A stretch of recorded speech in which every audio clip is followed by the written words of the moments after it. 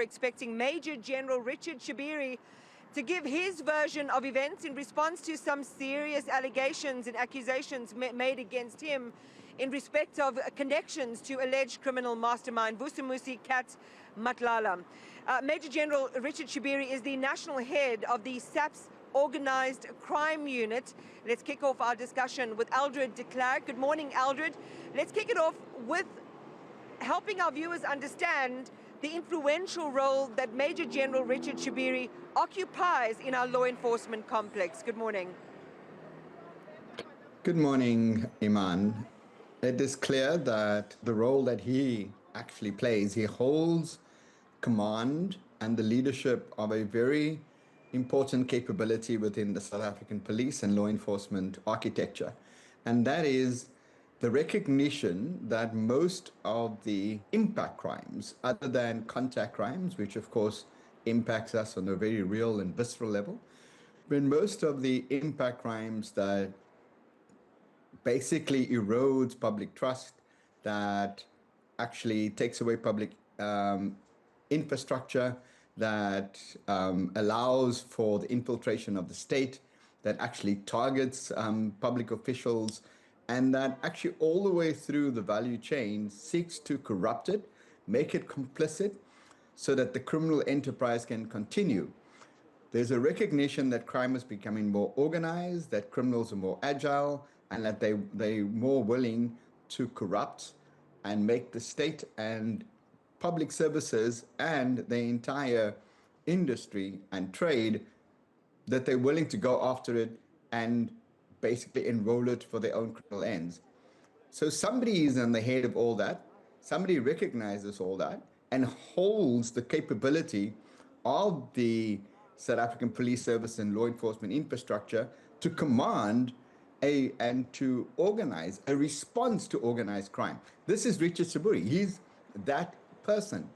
He's that leader within the law enforcement architecture that ensures that the state has a capable, responsive, and capacitated response to deal with organized criminality. So if he is said to be part of having been caught up in organized crime, then it shows that organized crime has been successful in their mission, as I just explained earlier, and that is to corrupt the state and to corrupt business enterprises, Iman. So if you own someone like that, I mean, you own access to a number of different things.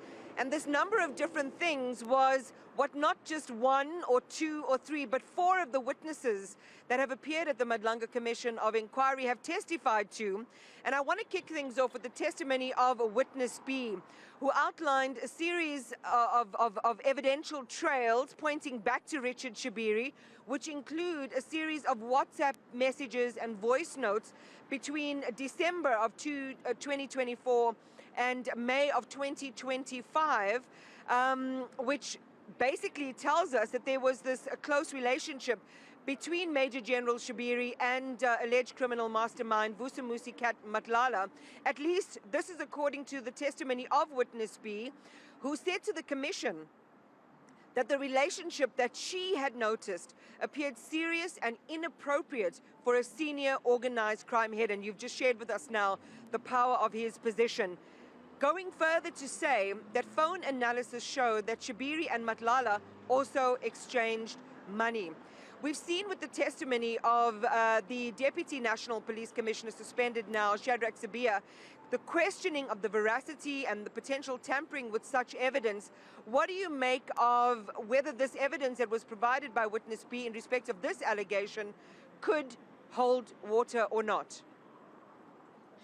Well, it's enough, Iman, and we've spoken about this, and the viewers would be aware of this, that there are clear guidelines. There's a code of conduct from the Public Service Administration that basically says to public officials, please don't put yourself in a position where your role and your office could be used to further unethical ends, or where you could be compromised either in your person or in your office.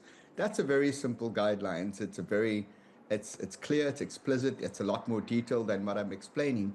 So all public officials, including police officers, should be acutely aware that there are those who would look to enroll them and compromise them, and they should guard against having nefarious relationships. So he's a very senior officer with many years of dedicated service. He should be mindful of the fact that he shouldn't present himself and be part of a relationship that could be called into question, that could probably compromise his judgment. So even if this is not to the full extent of what we think it is, it's enough to say to him, you had questionable judgment. What is the implications of that poor judgment? Did anybody in any way use you or your office to further their criminal ends? He's the one today that can say to what extent is our suspicions or the perception that he had this corrupt relationship. How deep is it? How influential was it? And was he ultimately compromised? He's the one today that can clarify that. We have that understanding. We think it what it is because witness B and other witnesses have said what they think it is. He's the one today that has the opportunity through a very fair and transparent process to tell us, the public, that no, I may have had poor judgment, but this relationship did not compromise my office or my person, nor did it influence my decisions. Iman. And that's going to be tricky to get around, because I'll go later to some of the other testimony, if there's time, around the murder of Armand Swart, which again, as we've styled it before, opened up this Pandora's box into political influence and the taking out of people who were deemed to have been whistleblowers in the dealings that the city of Ekurhuleni would have had with traders and business people. But I want to connect what you've just said to the testimony then of witness C. And there was something quite important in that testimony that Matlala claimed that he had given Shibiri 80,000 Rand as a gift. And this was following his promotion into the position that he occupies now as head of the SAPS Organised Crime Unit. And ostensibly, according to Witness C, this money was first transferred to through one company, a company by the name of AK Trading. But typically, the allegation is that Shabiri preferred cash instead of traceable electronic transfers. And we've seen with other accused here at the Madlanga Commission of Inquiry, the concept of giving money not through channels that might be easily traceable via bank transfer and the like, but in bags of cash. How much more difficult, and how do police treat from an evidentiary perspective the piecing together of what is tantamount to circumstantial evidence? Well, but it also requires a plausible explanation. You have to be able to say, one, why was it cash? What was it if it was cash? If it wasn't cash, what was it? And how do you prove the understanding that cash was given to you? So effectively, there's an accusation that somebody is willing to make under oath, and unfortunately, that has to be explained away. If your explanation is found to be not plausible, and on the probability of the fact that you are incoherent, you can't explain it, it really shows a pattern of behavior, then it's likely on the probability of evidence. Because remember, here we don't need beyond reasonable doubt. We just need an understanding that this is plausible, it's probable, it's believable, and therefore we understand that you have a corrupt relationship. That's enough. That's all that the commission has to find and make that determination that you were not a believable witness. Your story doesn't stack up. And we rather would say, on the basis of evidence of a number of other individuals, that we find their version a lot more plausible.